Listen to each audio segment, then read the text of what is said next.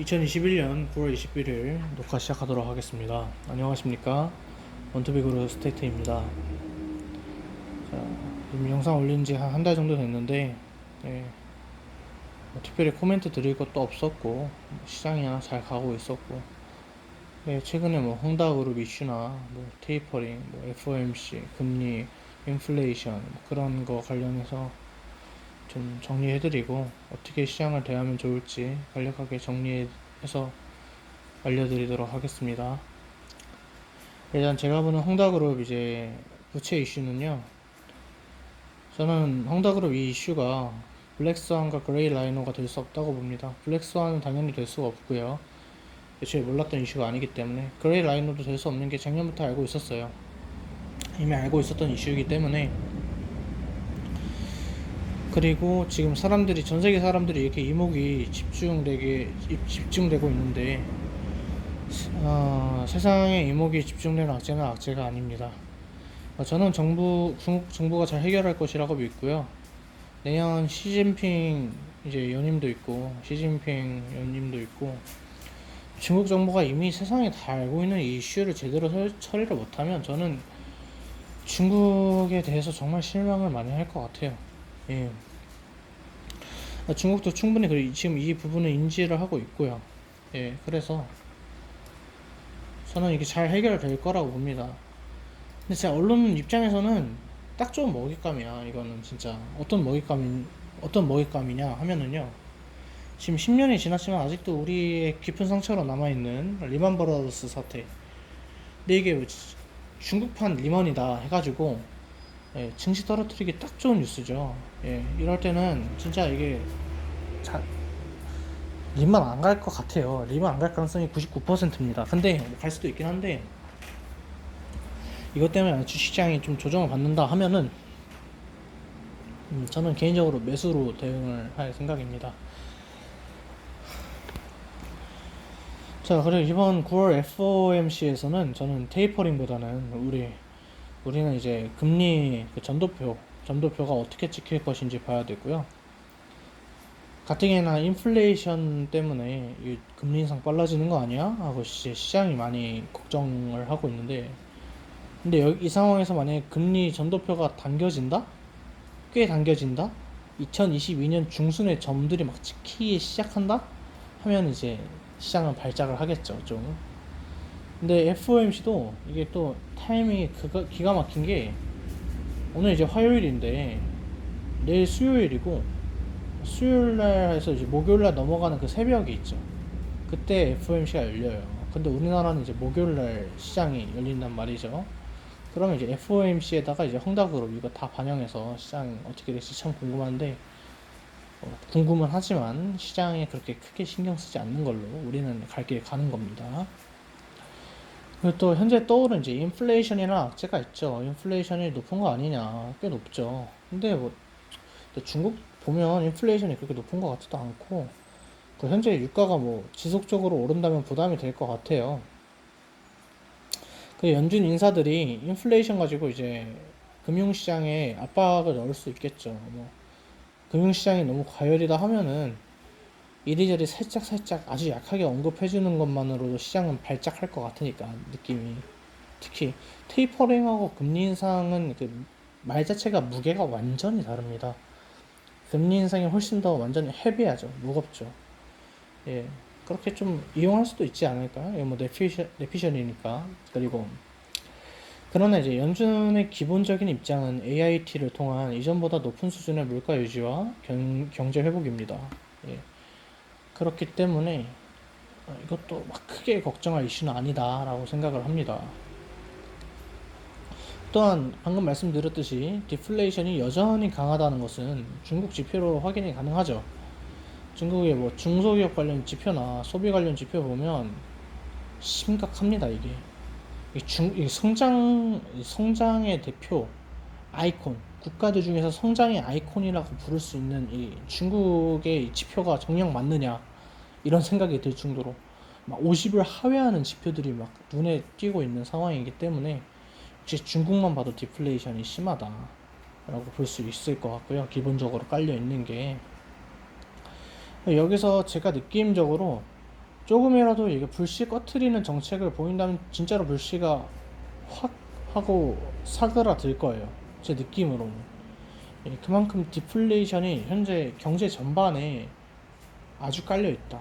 뭐 디플레이션의 요인은 뭐 기술의 발전이라던가 아니면 전 세계적으로 이미 높은 수준의 부채 비율 이런 것들을 들 수 있겠죠. 연준도 이 부분에 대해서 어느 정도 인지를 하고 있기 때문에 이러한 과열을 계속 만들어 둔 채로 어느 정도 유지하는 거겠죠. 예. 그래서 제가 생각하기에 현재는 금융시장 관점에서 보면 여름으로 생각해요. 여름. 사계절 중에서 여름. 아직 가을은 아니죠. 지금 추수할 때인가요? 지금 추수할 때인가? 추수할 때는 아닌 것 같아요. 그렇다고 봄인가요? 막 씨 뿌리고 그래야 될 때인가요? 씨 뿌리긴 너무 늦었죠. 예. 그러니 우리가 할 일은 거시경제에 별로 신경 쓰지 말자. 아직 괜찮다. 사실 저는 지금이 주식 사기 굉장히 좋은 때라고 생각을 합니다. 그러니까 제가 믿는 것은 두 가지 리입니다. 리인데,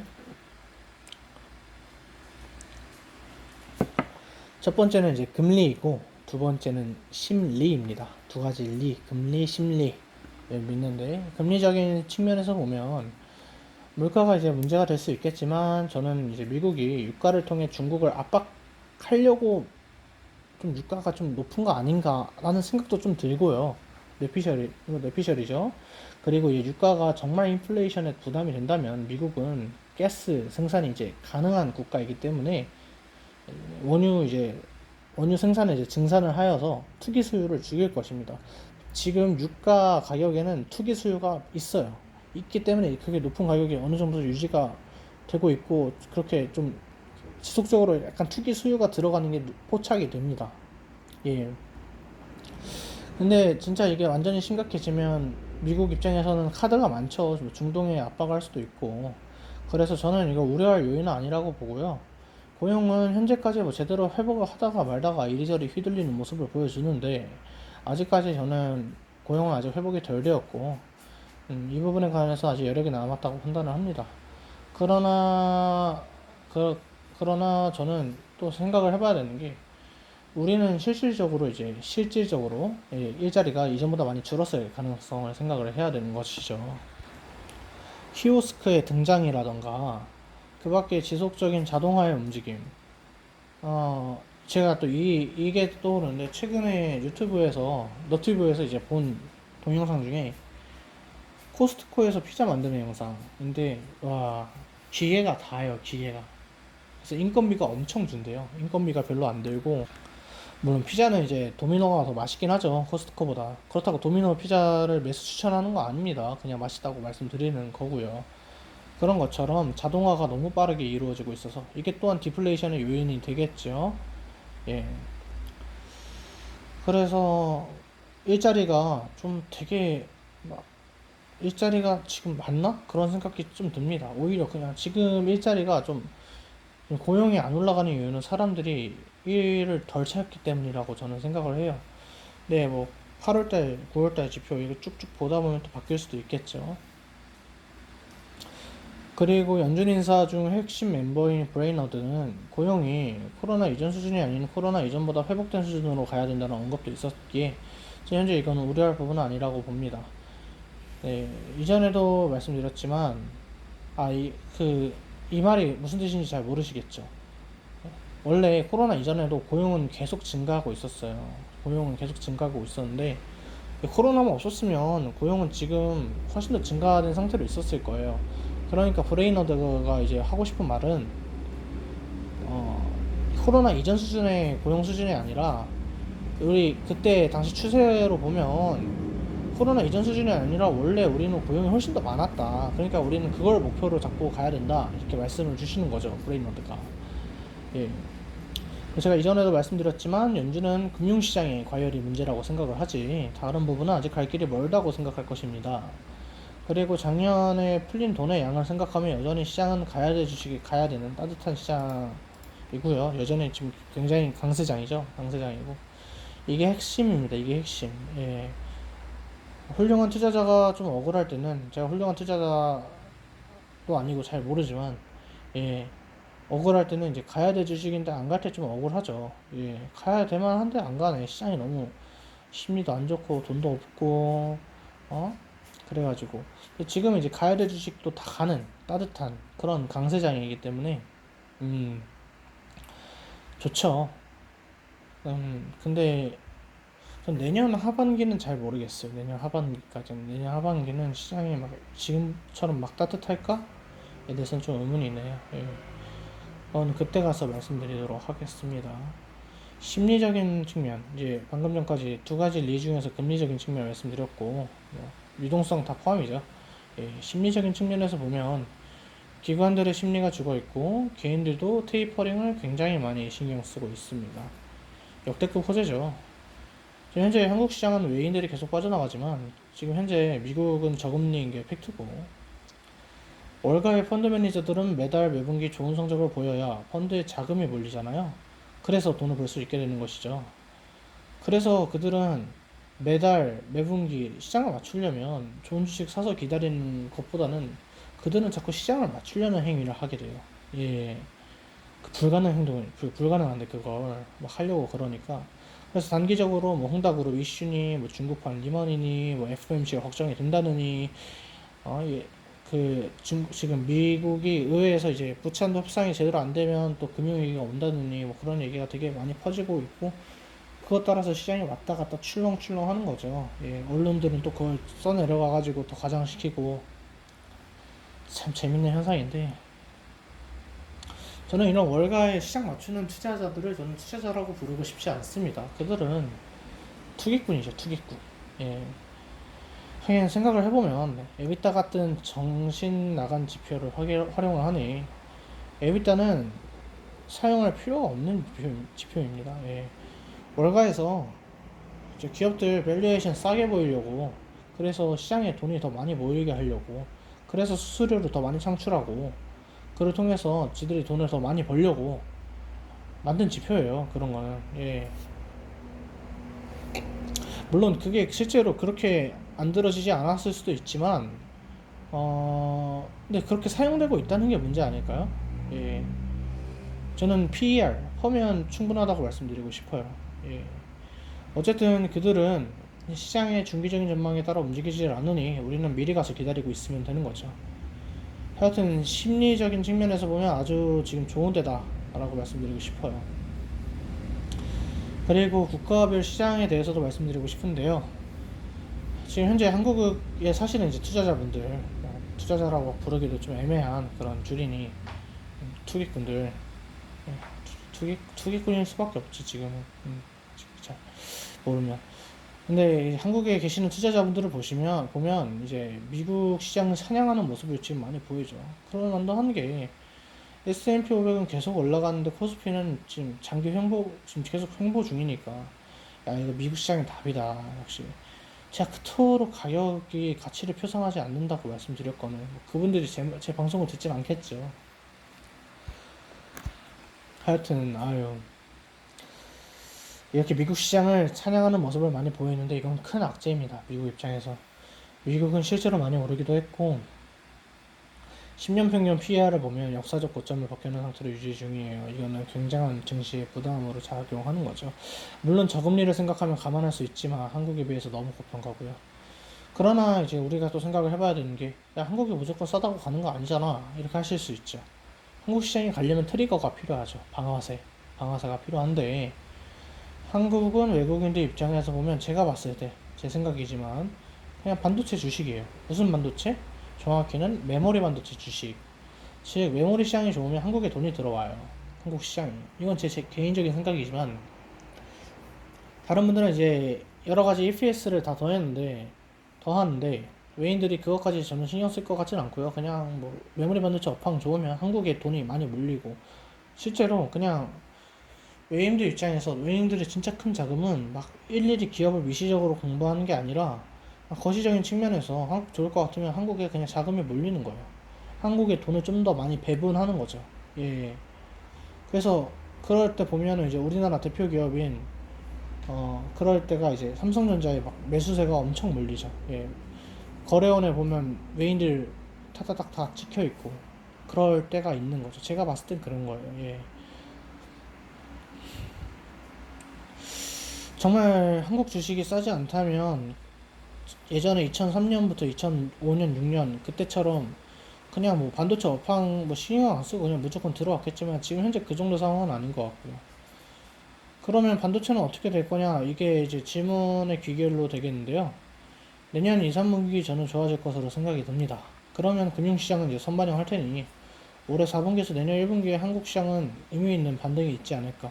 의미 있는 외국인의 매수가 들어오지 않을까. 테이퍼링에도 불구하고 기업, 기업들의 이익이 좋고 나라의 경제가 좋으면은 뭐 자금을 빼든 말든 신경 안 쓰는 거예요. 뭐 자금 금리를 올려? 뭐 어쩌라고 뭐 성장이 나오면 어차피 그 성장을 먹기 위해서 이제 자금이 꾸준히 들어가기 때문에 테이퍼링 이슈, 뭐 금리 인상의 이슈가 있더라도 그 금리 인상 이슈 같은 경우에는 지금 당장 불거질 문제도 아니니 예, 저는 올해 4분기부터 내년 1분기 한국 시장은 이런 반도체 업황으로 인해 그 반도체 업황이 바뀌지 않는다면 의미 있는 반등이 있을 거라고 생각이 들고요.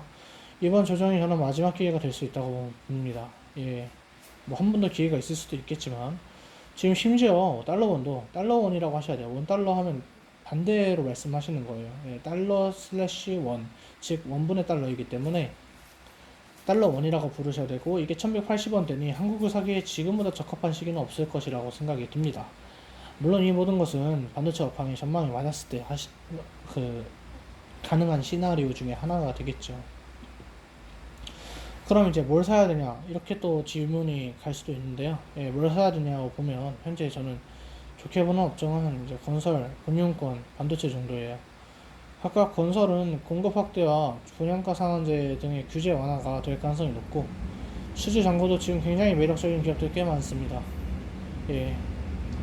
근데 이제 건설은 이거 보셔야 되는 게 국내 산업도 있고 해외 사업도 있는데 해외 산업 보려면은 결국에는 유가가 핵심이죠. 유가 잘 보고 투자하셔야 되고 유가의 전망을 잘 아셔야 되는데 그 말인즉슨 알 수 없다. 유가는 예측을 할 수 없는데 어떻게 그것까지 예측할지는 저는 잘 모르겠지만 저는 그래서 개인적으로 국내 이제 건설에 이제 호재가 있다면 국내를 위주로 국내 사업을 위주로 수주를 받는 건설사들을 추천을 해드리고요. 예, 금융권은 은행은 이 정도 인플레가 유지가 되거나 그리고 최근에 장기물 금리 상승에도 불구하고 의미 있는 주가가 반등을 보이지 못했습니다. 예, 보험은 생명보험은 은행하고 비슷한 이유로 오르거나 내릴 것 같고요. 생명보험은 IFRS 17을 이해한 중소업체들은 이제 부담을 받을 수 있으니 조심하시길 바라고 손해보험은 금리도 중요하지만 이전에 설명했던 IFRS 17으로 바뀌었을 때 강점 손해보험은 확실하죠. 그리고 예, 강점에 있어서 확실히 허전합니다. 주가가 확실히 오른다는 게 아니라 이것도 대형사 위주로 좀 접근하시면 좋지 않을까 생각이 들고 증권은 시장이 좋으면 같이 올라가죠. 시장이 같이 좋으면 같이 올라가는 게 증권인데 증권과 관련해서 한 가지 추가하자면 그들이 유성증자를 하기 시작할 때 더 이상의 주식 매수는 하지 않기를 바랍니다. 예. 그때부터는 분할 매도 혹은 항상 매도할 준비를 하고 있어야 돼요. 증권사가 유증하고 그렇게 자본을 늘린다는 것은 결국에는 신용 여력을 늘리기 위한 것이고 신용 여력을 늘린다는 것은 결국 시중에 신용 자금으로 들어온 주식 투자 자금이 많다는 거예요. 신용으로 들어온 주식 자금은 뭐 그거는 결국 나중에 팔아야 되는 자금이기 때문에 그것은 시장에 급락을 가져올 가능성이 높습니다. 그렇기 때문에 우리는 증권사가 유증을 할 때부터 그냥 보는 거죠. 예, 그런 일이 벌어지지 않을까 걱정을 하면서 투자를 해야 되는 것이고 반도체는 저희가 이전 영상에서도 설명했었습니다. 왜 반도체를 좋게 보는가. 제가 이제 능력이 안 돼서 더 많은 업종을 소개해드리지 못했어요. 그래서 아쉬운데 그래도 아는 것만 해도 돈 잘 벌면 그게 최고입니다. 예, 그게 최고예요. 아는 것만 하는 게 맞는 거예요. 자신이 아는 범위 내에서 머물러라. 항상 워렌 버핏이 말씀하시는 거죠. 찰리 먼거 네, 그 할아버지 분들이 항상 말씀하시는 거니까요. 생각을 해보니까 철강이나 화학 쪽은 중국의 ESG 욕구에 따라서 업황이 좀 바뀔 것 같아요. 2차전지 소재가 아닌 완성품은 좀 좋게 보진 않습니다. 2차전지 중 완성품은 NCA나 NCM보다 LFP라는 이제 저렴한 친구를 많이, 그러니까 저렴한 전지를 많이 쓸 것으로 전망이 되고, 이것은 중국 업체와 차별점을 두지 못하게 될 거예요. 물론 절대적인 물량의 폭발적인 증가는 팩트이나 현재 주가는 싸지 않은 상태이고, 이것은 어느 정도 반영된 게 아닌가. LFP를 왜 많이 쓰게 될 것 같냐? 라고 말씀을 물으신다면, 이제 안정성 이슈가, 안정성이 좋고, 그 다음에 다른 종류와 달리 LFP는 충전을 실제 용량보다 더 많이 할 수 있어요. 이게 무슨 말인가 하면은요, NCM이나 NCA는 되게 안정성 이슈가 있습니다. 그렇다 보니까 충전을 다 하지 못해요. 배터리를 꽉 채워서 하지 못합니다. 사실 LFP는 안정성이 좀 높기 때문에 95%까지 충전을 할 수 있어요. 그렇다 보니까 이거 막상 보니까 막 그렇게 주행거리가 차이가 안 나는 거예요. NCM이나 NCA가 효율이 더 좋은 건 팩트지만, 근데 그거를 다 충전을 하지 못하면 그게 무슨 의미가 있냐는 거죠. 예. 그렇다 보니까 단가도 싼 저렴한 LFP로 수요가 몰릴 수 있을 것 같고요. 예, 그런 거 생각하면 지금 2차 전지는 약간 좀 위험하죠. 예, 위험하죠. 그리고 인터넷 기업 중 지주사인 기업은 계속 기업이 분할해서 나가는데 왜 고평가인지는 잘 모르겠어요. 예, 이 정도 하고, 지금까지 말씀드린 업종은 한국만 해당되는 것도 있고 글로벌리한 것도 있습니다. 공부해보시면 답이 나올 것이라고 판단이 되고요. 다음에 생각나는 게 있으면 추가적으로 말씀드리도록 하겠습니다. 아, 그리고 최근에 주주환원을 잘하는 한국 기업들은 유심히 보세요. 업황까지 좋아진다면 그들 주가는 저는 몇 달 안에 수십 퍼센트는 빠르게 갈 것이라고 생각이 듭니다. 실제로 그런 종목들이 있긴 있죠. 예. 이상으로 말씀을 마치겠고요. 예, 본 영상은 매수매도 추천이 아니면 투자의 책임은 투자자 본인에게 귀속됨을 밝힙니다. 남은 연휴 행복하게 즐겁게 보내십시오.